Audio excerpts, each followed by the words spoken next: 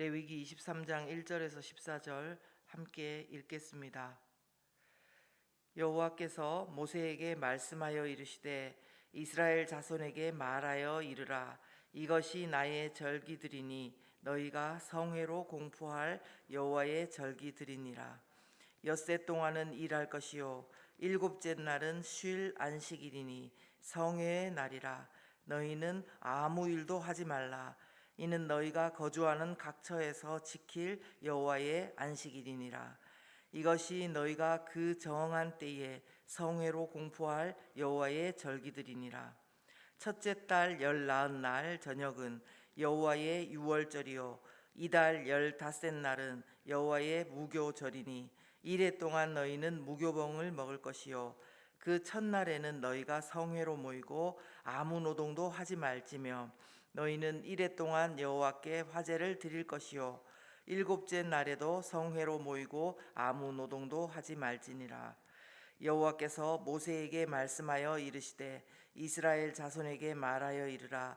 너희는 내가 너희에게 주는 땅에 들어가서 너희의 곡물을 거둘 때에 너희의 곡물의 첫 이삭 한 단을 제사장에게로 가져갈 것이요 제사장은 너희를 위하여 그 단을 여호와 앞에 기쁘게 받으심이 되도록 흔들되 안식일 이튿날에 흔들 것이며 너희가 그 단을 흔드는 날에 1년 되고 흠없는 순양을 여호와께 번제로 드리고 그 소제로는 기름 섞은 고운 가루 10분의 2 에바를 여호와께 드려 화제로 삼아 향기로운 냄새가 되게 하고 전제로는 포도주 4분의 1 흰을 쓸 것이니 너희는 너희 하나님께 예물을 가져오는 그날까지 떡이든지 볶은 곡식이든지 생이삭이든지 먹지 말지니 이는 너희가 거주하는 각처에서 대대로 지킬 영원한 규례니라.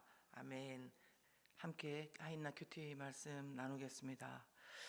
레위기는 하나님께서 애굽의 노예였던 이스라엘 백성들을 구원하시고 이제 하나님 나라 백성으로 세워 주시면서 법을 주시는 내용입니다. 그중 오늘 말씀은 유대인들이 지켜야 할 절기, 안식일, 유월절, 무교절, 초실절에 관한 내용이 나옵니다. 토마스 아퀴나스는 특별히 이 레위기에 나타나 있는 법, 생활법, 민법 이런 법들을 시민법이라고 불렀습니다. 시민법이라고 부르면서 이제 이런 법들은 현재적으로는 의미가 없는 것이고 다만 중요한 것은 그 법에 들어있는 정신은 변하지 않고 중요하다 이렇게 말했습니다. 다시 말해서 본문 구절을 우리가 보면은 언제는 일하지 말고 언제는 무엇을 먹고 또 첫 번째 곡식을 어떻게 하고 본문 맨 끝에 보시면 대대로 지킬 영원한 규례라고 말씀하지만 오늘을 사는 우리가 이것을 말씀 그대로 지킬 필요는 없다는 것입니다. 다만 중요한 것은 여기에 깃든 하나님의 바램이 무엇이며 기대가 무엇이며 하나님의 백성을 향한 하나님의 뜻이 어떤 것인지 그것이 중요하다는 것입니다. 그래서 저는 이 중에서도 5절에 8절 말씀을 묵상하면서요 6월절 어린 양이 되신 예수 그리스도를 묵상했습니다. 6월절 어린 양이 되신 예수 그리스도. 6월절은 아시는 대로 패스오버 넘어간다는 뜻입니다. 출애굽 전에 마지막 10번째 재앙에서요 애굽의 모든 장자들을 치시겠다는 하나님의 엄중한 경고가 있었습니다. 그러나 이것뿐만 아니라 어떤 말씀도 있었냐면 문설주에 어린 양의 피를 바르는 곳은 넘어가시겠다 그렇게 하시는 하나님의 말씀이 같이 주어졌다는 것입니다. 심판과 구원의 말씀이 동시에 선포된 것입니다. 이처럼 하나님의 심판과 구원의 말씀이 동시에 선포될 때 사람이 할 수 있는 것은 하나밖에 없습니다. 아시는 대로 이에 하나님을 경외하는 마음으로 문설주에 어린 양의 피를 바른 자들이나 가정은 모두 생명의 구원을 받았지만 그러나 그 말씀을 외면하고 아무런 순종도 하지 않았던 자들은 신분이 어떻든 간에 그들이 선하든지 악하든지 간에 말씀 그대로 모두 장자들이 죽었다는 것입니다. 오직 어린 양의 피를 바른 곳만 심판을 면할 수 있었던 것입니다.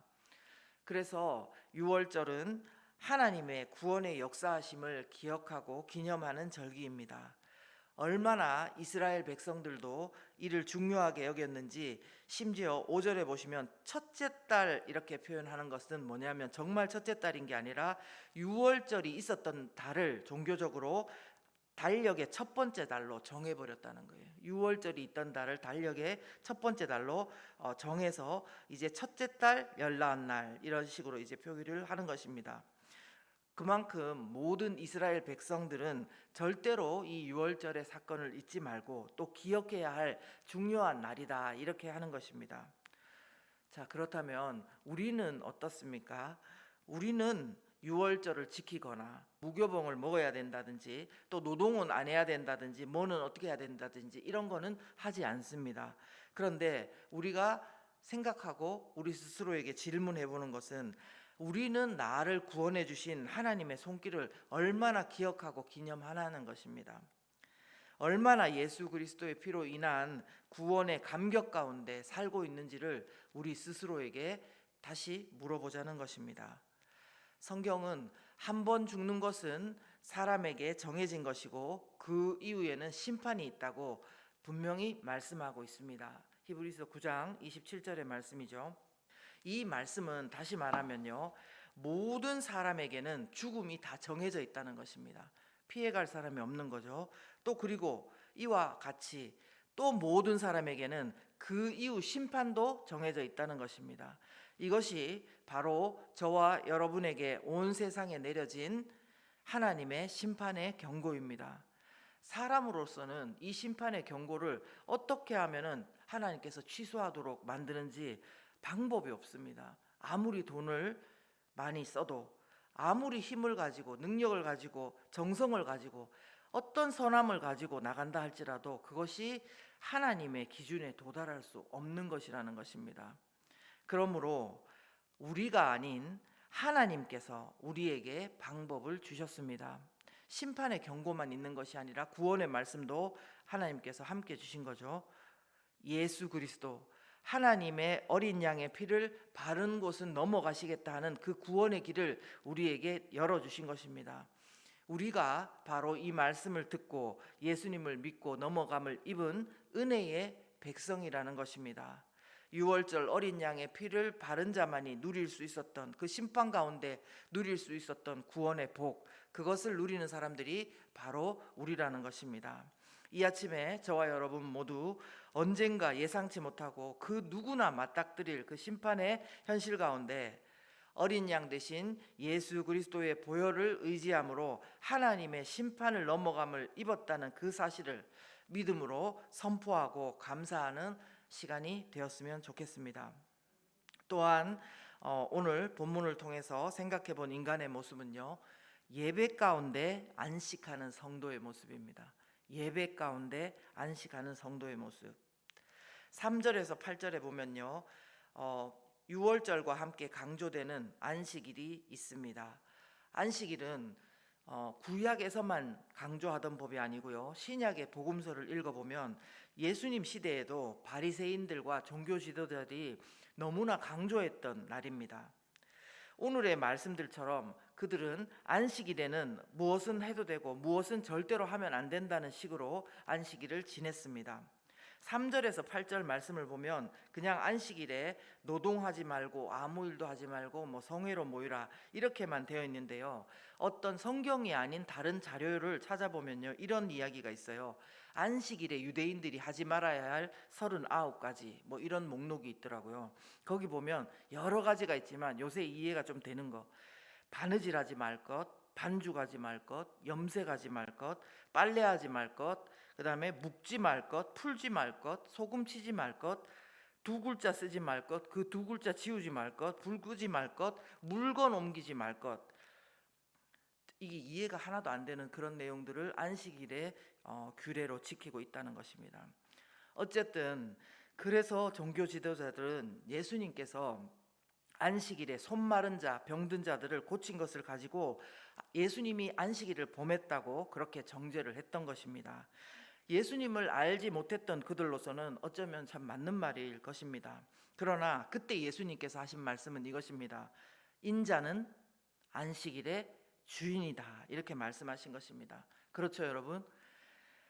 그렇습니다. 예수님은 안식일의 주인이실 뿐만 아니라요, 구약의 안식일법에 매이지 않으시는 분일 뿐만 아니라 안식의 주인 되십니다. 안식의 주인 되십니다.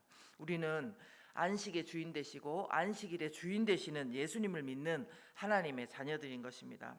이럼에도 불구하고 요즘에도 주일을 구약의 안식일 지키는 것처럼 접근하는 경우들이 있습니다. 3절과 7절과 8절을 좀 보시면요, 3절에도 보시면 엿새 동안은 일할 것이요 일곱째 날은 쉴 안식일이니, 이까지만 보는 게 아니라요, 성회의 날이라, 여기까지 보셔야 돼요. 그리고 7절도 보시면요, 그 첫날에는 너희가 성회로 모이고 아무 노동도 하지 말며 너희는 이레 동안 여호와께 화제를 드릴 것이요 일곱째 날에도 성회로 모이고 아무 노동도 하지 말지니라.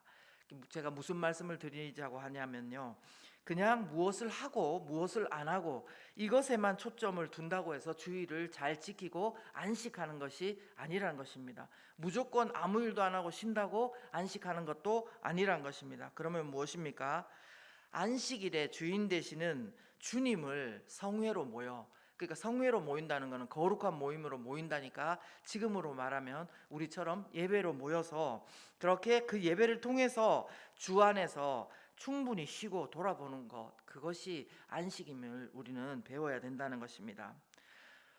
우리가 예배를 위해서 중요한 사업이 있지만 또 근무가 있지만 손해를 보는 한이 있더라도 하나님을 예배하기 위해서 주일을 사수하고자 하는 것, 그것은 돈이나 명예보다, 아니 모든 것이 하나님 손으로부터 주어짐을 인정하는 것이고, 또 하나님께 모든 것을 맡기며 쉬는 진정한 안식이 되는 것입니다. 모든 부담과 걱정과 좌절이 있더라도 우리는 예배하면서 그 안에서 주님의 사랑을 확인하고 또 주님께서 돌보시고 섭리하시고 도우신다는 것을 우리가 믿음으로 바라보면서 진정한 안식을 할 수가 있는 것입니다.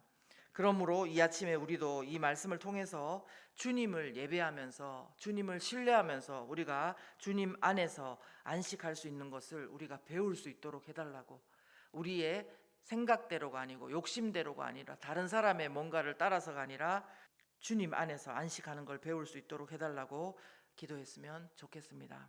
우리 이 시간 받은 말씀을 가지고 또 기도할 때에요, 더 이상의 이제 비 피해 없도록 또 기도 같이 해주시고, 또한 토요일부터 있을 청년지구 수련회 가운데도 그 청년들 하나님 제대로 만나서 예배하고 안식하는 법을 젊을 때부터 배우게 해달라고 우리 자신과 우리 청년들 놓고 또 이 시간 기도하겠습니다.